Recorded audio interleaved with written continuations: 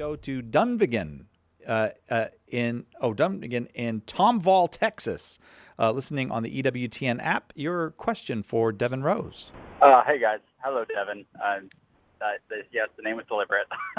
I'm working with my dad right now, and he historically has had issues with taking oaths and such.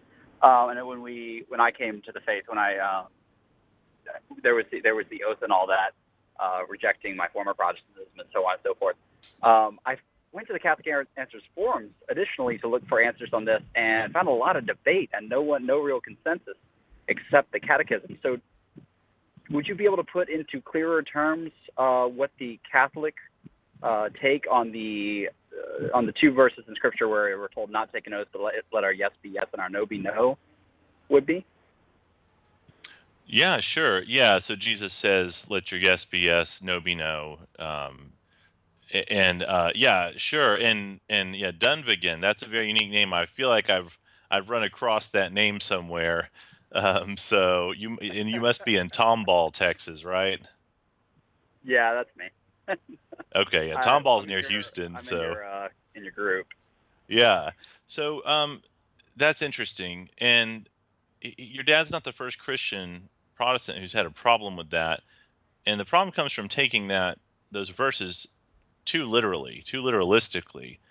The context, of course, is when Jesus is condemning the Pharisees and their tricky way of getting around the Old Testament rules about oaths. And so they would, swear on the gold in the temple instead of the temple and all of this. And so Jesus condemns this this very false way that they were legalistically getting around those things and robbing people of their money.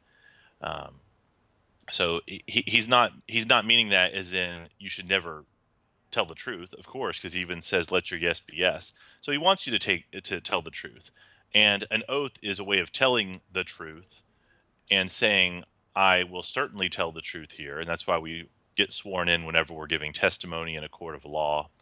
Um, and the early Protestants, some of the radical reformers, took this to the same extreme and refused to swear oaths. They refused to agree.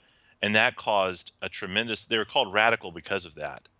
They then were a threat to civil society, both Protestant and Catholic, because they would refuse to take oaths before magistrates and things that you have to do to function in a society. Does that help?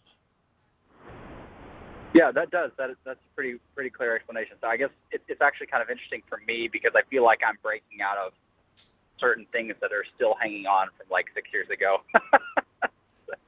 That's probably part of my lack of understanding in the first place. So I think that's good for me. Thank you, Devin.